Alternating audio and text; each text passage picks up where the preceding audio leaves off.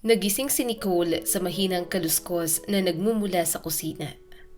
Sandali siyang napatigil sa kama at nakikinig. Hindi yun tunog ng daga o hangin, kundi ingay ng mga pinggan at kawali. Dahan-dahan siyang bumangon at naglakas palabas ng kwarto. Pagdating niya sa kusina, napahinto siya. Nandoon ang kanyang ama. Nakaupo sa wheelchair, pilit na inaabot ang kalan habang nanginginig ang kamay. Sinusubukang iprito ang itlog at magluto ng simpleng almusal para sa kanya. "Daddy, anong ginagawa mo?" Gulat na tanong ni Nicole. Ngumiti ang lalaki at pilit na tinatago ang paghingal. "Good morning, anak. Mag-almusal ka muna. Kita ko halos hindi ka na natulog kagabi." Napapikit si Nicole. Sa isang iglap, bumalik sa kanyang alaala ang nakaraan. 10 taon na ang nakalipas, ang ama niyang minsang malakas, matipuno at puno ng sigla, isang responsableng padre di pamilya, ay naparilisa mula sa bewang pababa dahil sa isang malagim na aksidente sa sasakyan. Simula noon, nagbago ang lahat. Ang kanyang ina ang naging haligi ng kanilang tahanan. Bukod sa regular nitong trabaho, siya rin ang nag-alaga sa kanyang asawa na may sakit. Nagbubuhat, nagpapaligo, nagbabantay gabi-gabi. Kinaya ng kanyang ina ang lahat, hanggang sa isang araw ay bumigay ang puso nito. 4 na taon na ang nakalipas. 19 na taong gulang pa lamang si Nicole noon. Kapapasalang sa kolehiyo nang ilibing niya ang kanyang ina. Mula noon, tila masyadong mabilis lumaki ang mundo para sa kanya. Lumipat siya sa distance learning, nag-apply ng trabaho at kalaunan ay naging kasambahay sa isang hotel para lang maipagpatuloy ang buhay nila ng kanyang ama. Bumalik siya sa kasalukuyan nang maramdaman ang kamay ng ama na bahagyang nanginginig. "Daddy, sana ginising mo na lang ako. Kaya ko naman," mahinahong sabi ni Nicole. Bahagyang tumawa ang kanyang ama. "Hindi na, lagi ka ng puyat dahil sa akin. Tapos may trabaho ka pa." "Ayos lang po yun. Ang importante, wala na yung inaatake ka sa gabi." Sinubukan niyang magpakatatag, bagamat alam niyang nag-aalala rin siya. "Si Monica nga, na kaibigan ko, magdamag nagbabar, tapos diretso trabaho kinabukasan. Buhay pa rin." Biro pa ni Nicole. Napayuko ang ama. "Ikaw anak, baka hindi ka na makapag-asawa. Hindi ka na lumalabas. Wala kang sariling buhay dahil sa akin." Mabilis na umiling si Nicole. "Daddy, wag mo yang sabihin." Huminga siya ng malalim bago nagbiro. "At saka makakahanap ba ng matinong lalaki sa bar? Kung itinadhana, baka sa bastap ko pa siya makilala." Napangiti ang kanyang ama. Ngunit halatang may lungkot pa rin sa mga mata nito. Habang kumakain sila ng almusal, napunta ang usapan sa trabaho ni Nicole. Kamakailan lang, lumipat siya mula sa isang maliit na hotel patungo sa pinakamagandang hotel sa kanilang bayan. Akala niya, mas gagaan ang kanyang buhay. Mas maayos ang sahod, mas propesyonal ang pamamalakad. Pero nagkamali siya. Sa halip na pag-unlad, tila mas lalo pa siyang nabaon sa hirap. "Daddy, parang ayaw talaga sa akin ni Aling Toyang." Si Antoinette, o mas kilala sa tawag na Aling Toyang, ang hotel manager. Istrikta, mataray at walang pakialam sa pagod ng mga empleyado. Nagpatuloy sa pagsasalita si Nicole. "Lagi niya kaming pinapahirapan. Kami ang binibigyan ng pinakamabibigat at nakakadiring gawain. Parang may pinupuntirya siya." Ang may-ari ng hotel ay bihirang bumisita sa lungsod. Buong tiwala nitong iniwan ang pamamalakad kay Aling Toyang. Isang bagay na ikinatuwa ng babae. Sa likod ng ngiti at maayos na itsura, lingid sa kaalaman ng marami, hindi ito nag-aatubiling magkamal ng pera para sa sarili. Lalo na tuwing tag-ulan, kapag mas abala at pagod ang lahat. Lahat ito ay nalaman ni Nicole mula kay Mrs. Flores, isa sa pinakamatagal ng empleyado ng hotel. Noong unang araw pa lang ni Nicole, agad na siyang binalaan ng matanda. "Iha, Mas mabuting manahimik ka na lang, mahinang sabi ni Mrs. Flores. Pero may kasama yung babala. Huwag kang sasagot-sagot kung ayaw mong mawala ng trabaho. May isa pa itong idinagdag. At iwasan mo si Owen sa reception. Hindi yun mapagkakatiwalaan. Ayon sa chismis, si Owen ang tusong receptionist. May lihim na relasyon kay Aling Toyang at magkasabwat sila sa lahat ng madidilim na kalakaran sa hotel. Isang babalang tumatak sa isip ni Nicole. Sa gitna ng ulan, pagod at katahimikan ng kanilang munting bahay. Hindi pa alam ni Nicole na ang trabahong yon na pinanghahawakan niya para mabuhay ang siya ring magdadala ng pinakamabibigat na pagsubok sa kanyang buhay. At ito pa lamang ang simula. Isang gabing umuulan, pauwi na si Nicole galing trabaho. Basang-basa na ang bangketa sa tapat ng hotel. Mabigat ang kanyang mga hakbang habang papunta sa bus stop. Pagod na pagod ang katawan at isip. Ramdam niya ang hapdi ng paa, ang bigat ng balikat, at ang lungkot na pilit niyang tinatago sa mukha. Biglang bumagal ang isang sasakyan na nakaparada sa tapat ng hotel. Bumaba ng bahagya ang bintana. "Miss, gusto mo bang sumabay? Mukhang malungkot ka. Sa tingin ko, kailangan mo ng tulong," sabi ng lalaking estranghero. Napahinto si Nicole. Karaniwan, hindi niya pinapansin ang mga driver na bumubusina, kumakaway o nag-aalok ng sakay.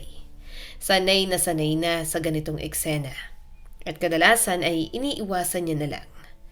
Pero ngayong gabi, iba ang pakiramdam niya. Pagod na pagod siya, gabi na at lalong lumalakas ang ulan. Hanggang sa bus stop lang po," nakangiti niyang sabi. Sumakay siya sa sasakyan. Hindi nagtagal ay muling nagsalita ang lalaki. "Pwede naman kitang ihatid hanggang bahay. Lumalakas pang ulan at bakit ka pa magpapakabasa?" Saglit na nag-isip si Nicole. Sa totoo lang, wala na siyang lakas para makipagtalo. "Sige po," ngumiti ang lalaki. "Ako nga pala si Adrian." Napangiti si Nicole bilang tugon hanggang sa sumunod na sinabi ng lalaki. "By the way, anak ako ni Antoinette, ang manager sa hotel." Parang may malamig na kamay na humawak sa puso ni Nicole. Bigla siyang kinabahan. Pakiramdam niya'y nilalamig siya sa loob. Parang may kung anong masamang mangyayari. Napansin niyo ni Adrian. Pero huwag ka mag-alala," mahinahong sabi nito. "Kilala ko ang ugali ng nanay ko at sa totoo lang, hindi rin kami magkasundo." Napatingin si Nicole sa lalaki at medyo naguguluhan. Agad namang nagpaliwanag si Adrian. "Naghiwalay ang mga magulang ko 10 taon ang nakalipas. Mas madalas akong tumira sa tatay ko. Nitong mga huling buwan lang kami muling nagkakausap." Bahagya siyang tumawa. "Binilhan niya ako ng kotse. Akala niya kapag tinanggap ko ang regalo niya magiging sunod-sunuran na ako." Napailing si Adrian. "Pero sa totoo lang, kapag napagod na akong makinig sa mga reklamo niya, aalis na lang ako ng malayo. Dadalhin ko tong sports car. Mas madaling tumakas sa nanay ko." Napatawa si Adrian ng malakas. Hindi naman napigilan ni Nicole na mapangiti. Sa loob-loob niya, gusto rin niyang makatakas, lalo na kay Aling Tonya. Pero hindi siya pwedeng umalis ng basta-basta. Tulad ng marami sa hotel, kailangan niyang tiisin ang lahat para sa pera, para sa buhay, para sa kanyang ama. Maya-maya, huminto ang sasakyan sa tapat ng kanilang maliit na bahay. "Andito na tayo," sabi ni Adrian. Bago siya bumaba, iniabot ni Adrian ang kanyang cellphone. "Pwede ko bang kunin ang number mo?" Nag-alinlangan si Nicole pero ibinigay niya pa rin. "Tatawagan kita." Tumango si Nicole pero sa totoo lang, halos hindi siya naniwala. Isang gwapo, mayamang lalaki. Bakit siya lalabas kasama ang isang simpleng maid na katulad niya? Habang lumilipas ang mga araw, hindi niya namalayang madalas na niyang naiisip si Adrian. At sa hindi niya maipaliwanag na dahilan, may isang bagay sa kanya ang nagpaalala kay Franco. Isang kaibigan niya noong high school. Sa tuwing sumasagi sa isip niya ang pangalang Franco, Sumisikip ang dibdib ni Nicole. May kirot na pilit niyang nilulunok. Mabilis niyang itinaboy ang alaala. May mga sugat na masakit balikan. At may mga alaala na mas mabuting manatiling nakabaon sa nakaraan. Pagkalipas ng ilang araw, muling nagpakita si Adrian. Bigla siyang tumawag at nainanyayahan si Nicole sa isang cafe. Sorry hindi agad ako nakatawag. Nag-away kami ng nanay ko, kaya doon muna ako tumira sa bahay ng isa kong kaibigan. Tahimik na nakinig si Nicole habang nagpapatuloy siya. Alam mo naman, kapag nasa barkada may mga party, konting inom, ayun, naging wild ang mga gabi. Habang nagsasalita ang binata, unti-unting napagtanto ni Nicole ang isang malinaw na bagay. Magkaiba ang mundo nila. Walang tigil si Adrian sa pagkukwento tungkol sa masaya at magaan niyang buhay. Buhay na hindi niya kailanman inisip kung saan kukuha ng pera dahil mula pagkabata, sanay na siyang ibinibigay ang lahat. Una ng ama at kalaunan ay ng kanyang ina. Ikinuwento niya ang mga biyahe sa ibang bansa, ang mga party, ang hilig niya sa surfing at ang iba pang karangyaan ng kanyang araw-araw. Hindi man lang niya napansin na halos wala siyang tanong tungkol sa buhay ni Nicole. At kahit tinanong man siya, wala rin naman talagang maiikwento si Nicole. Hindi siya magbabanggit ng mga gabing puyat sa pag-aalaga ng ama. Hindi niya babanggitin ang ina niyang pumanaw ng biglaan. Alam niyang hindi yon magiging kapanapanabik sa isang katulad ni Adrian. Gayunpaman, may isang bahagi ng puso niya na gustong kahit kaunti, kahit saglit, na magpainit sa liwanag ng buhay ni Adrian. Isang mundong maliwanag, masaya at ganap na hindi pamilyar sa kanya. Isang gabi, kinuwento niya ito sa kanyang kaibigan na si Monica, na tulad niya ay isa ring maid sa parehong hotel. Nicole, anak yan ni Aling Tonya. Mag-ingat ka. Nag-aalalang sabi ni Monica. Tumangon naman si Nicole.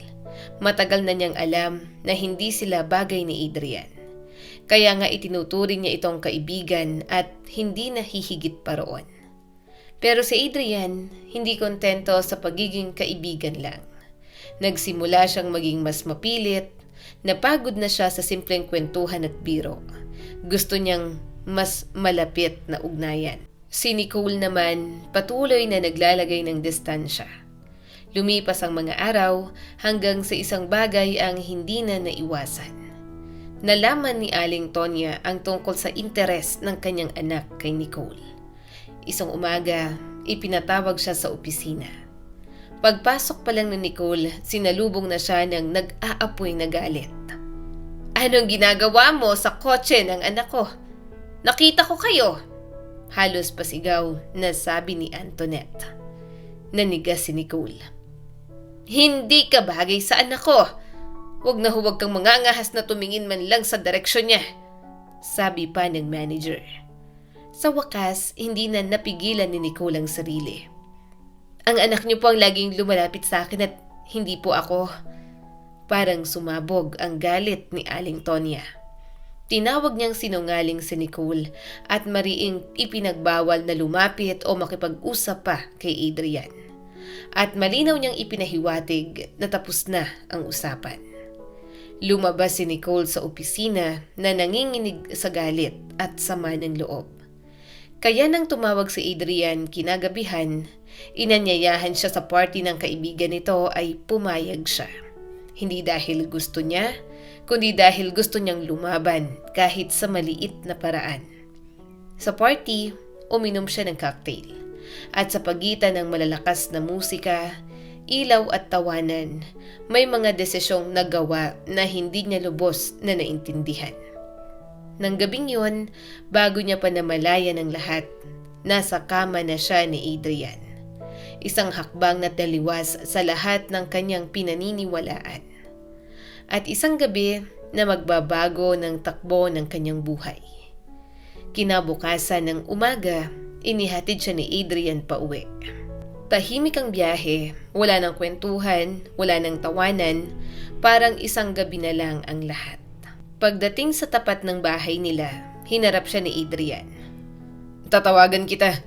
Hinalikan siya sa pisngi, ngumiti at umalis. At doon na nagtapos ang lahat. Hindi na siya muling tumawag. Hindi na siya nagpakita at tuluyan na siyang nawala sa buhay ni Nicole. Parang isang panaginip na naglaho pagsikat ng araw. Lumipas ang ilang linggo, napansin ni Nicole na may kakaiba sa kanyang katawan. Madalas siyang nahihilo at halos tuwing umaga, sinusuka niya ang kaunti niyang kinain. Isang araw, nadatnan siya ni Monica sa banyo. Nakayuko, nanginginig at pilit pinipigilan ang pagsusuka. "Nicole, mag-test ka na," maingat na sabi ni Monica. Kinabahan siya pero sinunod ang payo nito. At nang lumabas ang resulta, kasunod ang kumpirmasyon ng doktor, parang gumuho ang mundo ni Nicole. Siya ay buntis, hindi niya alam kung iiyak siya, matatakot o matutulala. Pag-uwi niya, kinausap niya ang kanyang ama. Inamin niya ang lahat. Mula sa pagkakakilala kay Adrian hanggang sa isang gabi na hindi niya na mababawi pa. Tahimik na nakinig ang ama. Walang sigaw, walang sermon at walang galit. Sa halip, mahina nitong hinawakan ang kanyang kamay. "Alam mo, Nicole, matutuwa pa nga ako." Nagulat naman siya. "Kung sakaling mauna ako, hindi ka na mag-iisa. Ang bata ay biyaya. Huwag mong ipagkait sa kanya karapatang mabuhay." Napaluha si Nicole. "Sabihin mo sa ama ng bata, kahit hindi kayo magkatuluyan, baka gusto niyang makilala ang anak niya. Baka gusto niyang tumulong." Pagpapatuloy pa ng kanyang ama. Pero nag-alinlangan si Nicole. Sa loob niya ay hindi niya ito kailangan. Matapos ang ilang gabi ng pag-iisip ay nagpasya na siya. Itutuloy niya ang pagbubuntis at palalakihin niya ang bata ng mag-isa. Hindi niya sasabihin kay Adrian at lalong-lalo na hindi kay Aling Tonya. Pero may mga lihim na hindi nananatiling lihim. Isang araw, muling ipinatawag si Nicole sa opisina ni Antoinette. Sa tono pa lang ng babae, alam na niyang may masamang mangyayari. Pagpasok niya, halos pasigaw na agad ang manager. "May nagsabi sa akin na buntis ka. Totoo ba yon?" Nanlaki ang mga mata ni Nicole. "Huwag mong sasabihin na anak yan ang anak ko." May pagbabanta sa boses ni Aling Tonya. Huminga ng malalim si Nicole. "Hindi ko po balak humingi ng kahit ano. Wala akong kailangan sa inyo o sa anak ninyo. Palalakihin ko ang anak ko ng mag-isa." Matatag na sabi ni Nicole. Parang napilipit ang mukha ni Aling Tonya sa sobrang galit. Tinawag niyang sinungaling si Nicole at inakusahan siyang nagpapanggap at mariing iniutos. "Magpunta ka agad sa ospital at ipalaglag mo yan." Walang awa na sabi ni Aling Tonya. Nanindig ang mga balahibo ni Nicole. "Sinabi ko na po, wala akong hinihingi. Bakit po kayo nangingialam sa anak ko?" Halos mapasigaw si Aling Tonya sa galit. "Hindi ka ba nakakarinig? Kung hindi mo gagawin ang sinasabi ko, tanggal ka sa trabaho at sisiguraduhin kung wala nang tatanggap sa'yo kahit saan." Huminga siya ng malalim, saka idinagdag ang pinakamasakit na banta. "Isipin mo, may kapansanan ng ama mo. May sanggol ka pa. Mag-isa ka, wala kang pera. Anong gagawin mo?" May pait na sabi ni Aling Tonya. Tahimik si Nicole, wala siyang sinabi. Tahimik niyang nilisan ang opisina. Pero sa loob ng kanyang dibdib, may apoy na naglalagablab. Mas lalo niyang gustong ituloy ang pagbubuntis.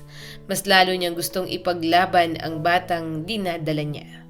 Dahil sa gitna ng lahat ng pananakot, pang-aapi at kawalan, isang bagay ang malinaw kay Nicole. Ang batang ito ang magiging dahilan para siya ay mabuhay at para maging masaya ang bukas na darating. Samantala, tinupad naman ni Aling Tonya ang kanyang banta. Sunod-sunod ang ibinigay niyang mabibigat na memo kay Nicole. Nakasulat doon na palagi raw itong late, pabaya sa trabaho at mas masahol pa ay nagnanakaw daw umano. Isang kasinungaling ang alam ni Nicole na walang ebidensya. Pero sapat na para sa isang katulad ni Aling Tonya.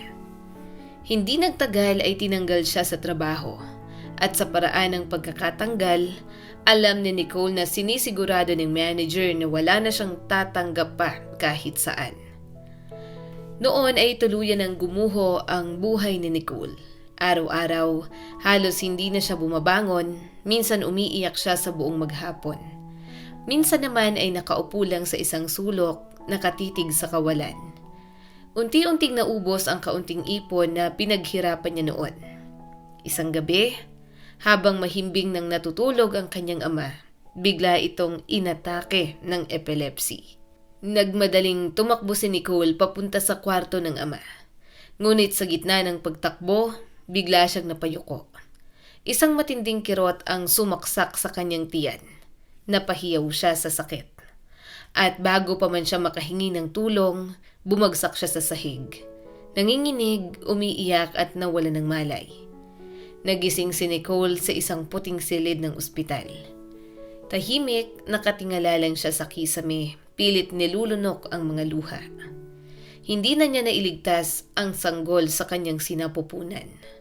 Wala na ang kanyang baby, at wala na rin siyang magagawa pa.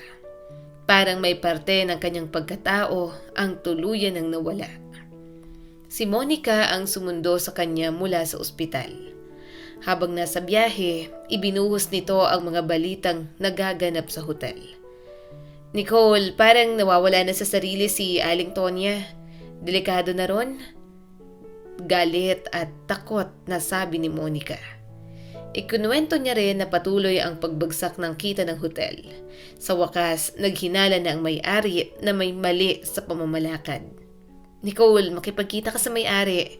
Sabihin mo ang lahat ng ginawa ni Aling Tonya sa'yo. Agad na umiling si Nicole. Ayoko, parang marumi yun at parang paninira. Pero hindi sumuko si Monica. Lahat kami gustong mailagay sa tama si Aling Tonya. Pero takot kami. Takot mawala ng trabaho. Tumingin siya kay Nicole, diretso sa mga mata. Ikaw, wala namang mawawala na sa'yo. Tinanggal ka na niya. Hindi ito intriga o paghihigante. Gusto lang naming mamulat ang may-ari sa tunay na nangyayari. Tahimik si Nicole. Pagod na siya pero may katotohanan ang sinasabi ni Monica. Kaya naman sa huli ay napapayag rin siya. Ang may-ari ng hotel ay si Peter, isang lalaking nasa kalagitnaan ng edad. Mahinahon ang boses ngunit matalim ang mga mata. Tahimik niyang pinakinggan ang lahat ng sinabi ni Nicole. Pagkatapos ay huminga siya ng malalim. Sa totoo lang, matagal ko na ring sinusuri ang mga papeles dito. Matagal ko nang pinaghihinalaan si Antoinette. Napatingin siya kay Nicole. Kita ko na hindi ka pumunta rito para gumante. Nandito ka dahil nagmamalasakit ka sa hotel at sa mga taong nagtatrabaho rito. Ipinagtanggol siya ng mga empleyado. Kahit ang mga matatagal na roon, magaganda ang sinabi tungkol kay Nicole. Doon napagtanto ni Peter na ipinahamak lang siya. Nang malaman niyang si Nicole ay nagtrabaho bilang maid habang nag-aaral ng hotel management sa kolehiyo, lalo siyang humanga. At doon niya sinabi ang bagay na hindi inasahan ni Nicole. Hindi lang kita ibabalik sa trabaho. Nanlaki ang mga mata niya. Gusto kong subukan mo ang posisyon ng manager. May probationary period, syempre. Parang hindi makahinga si Nicole. Hindi siya makapaniwala. Ako po? Halos pabulong niyang tanong. Ngumiti si Peter. Kailangan ng hotel ng taong tapat at sa tingin ko ikaw yon. Napaluha si Nicole. Sa kabila ng lahat ng pagkawala, sakit at pangaapi, may pinto na muling bumukas. Buong puso niyang tinanggap ang alok. Gagawin ko po ang lahat para ayusin ang hotel at ibabalik ko ang tiwala po ninyo at ang kita nito. At sa unang pagkakataon matapos ang mahabang panahon, naramdaman ni Nicole na may pag-asa pa. Nang dumating si Nicole sa General Staff Meeting, ramdam niya agad ang kakaibang sigla sa loob ng buluwagan. Marami ang napapangiti. May ilan pang palihim na nagbubulungan sa tuwa.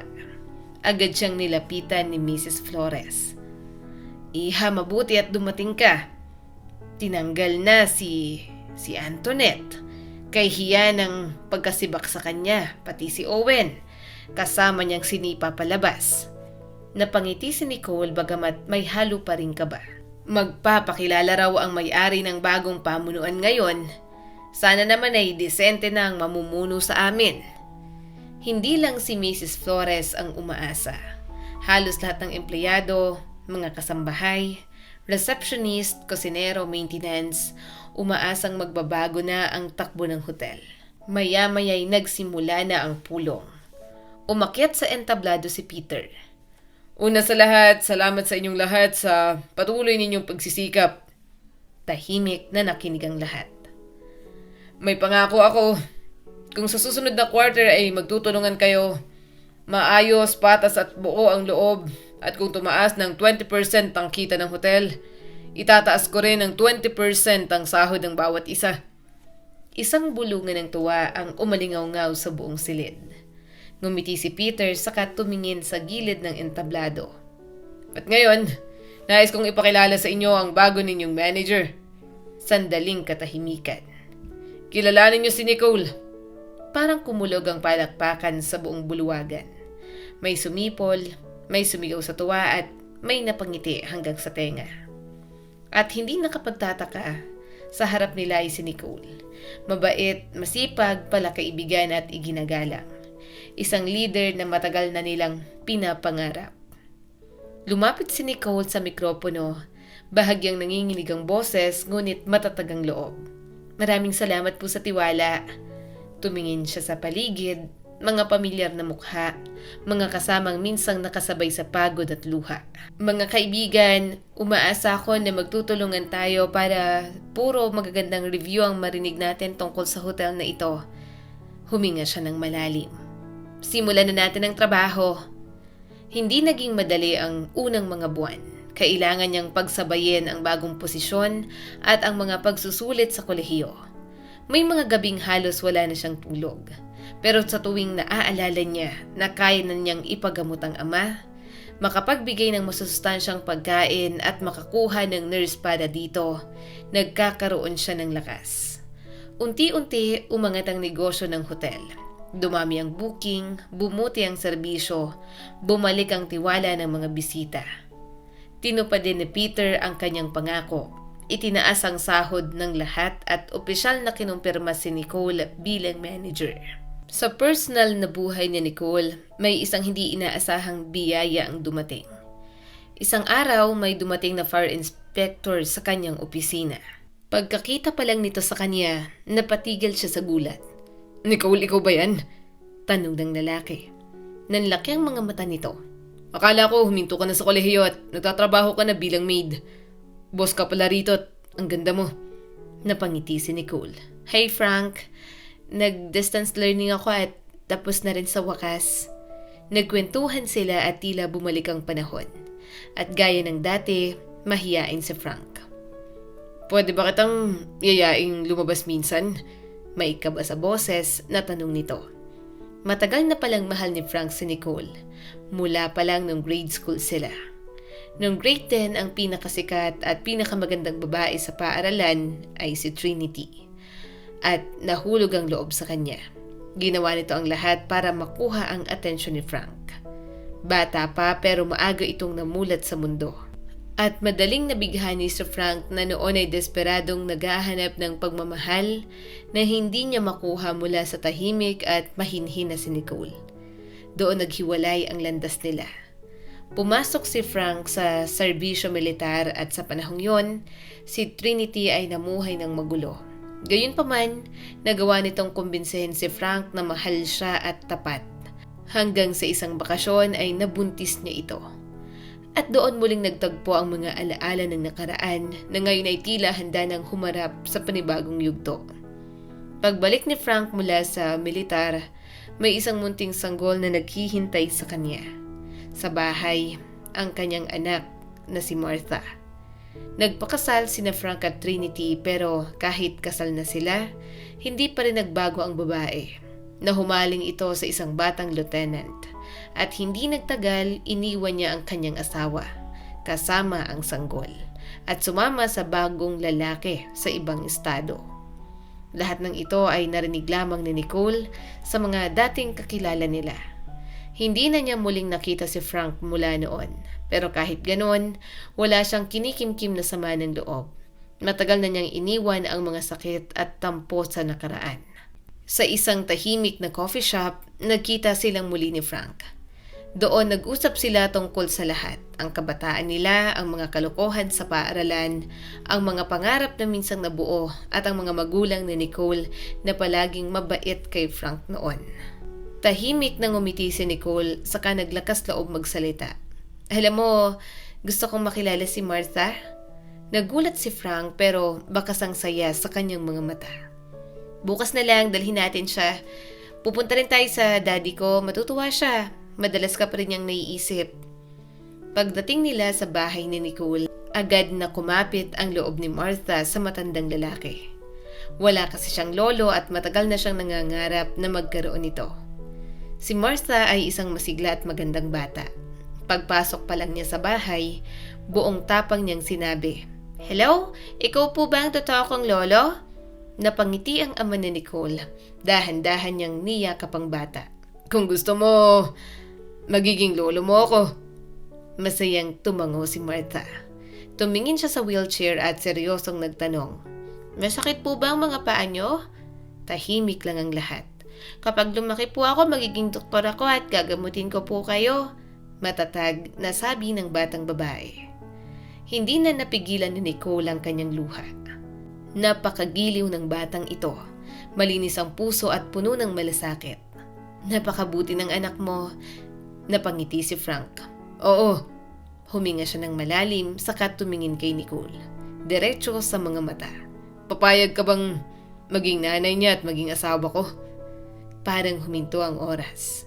Tumingin si Nicole sa mga mata ni Frank. Mga matang kilala niya mula pa noong sila'y bata. At doon niya napagtanto ang katotohanan. Hindi niya kayang tumanggi dahil matagal na rin pala niyang pinangarap ang sandaling ito. Hindi bilang pagtakas, hindi bilang kapalit ng sakit, kundi bilang pag-uwi sa pagmamahal na matagal nang naghihintay. Ang kwento ni Nicole ay paalala na ang buhay, gaano man ito kabigat at kasakit sa simula, ay may kakayahang magbukas ng panibagong pinto kapag hindi tayo sumusuko. Ang kwentong ito ay nagpapaalala sa atin na sa kabila ng pananakot, pang-aapi at pagkawala, manatiling tapat at marangal. At sa huli, ang integridad ang naging daan para pagkatiwalaan at bigyan tayo ng pagkakataong umangat. At sa huli, lagi nating tatandaan, ang lakas ng isang tao ay hindi nasusukat sa dami ng pera o pribilehiyo, kundi sa tibay ng puso. Muli, ako po si Skylar Guro at sana ay may bago na naman kayong natutunan sa kwento natin ngayon. Maraming salamat po.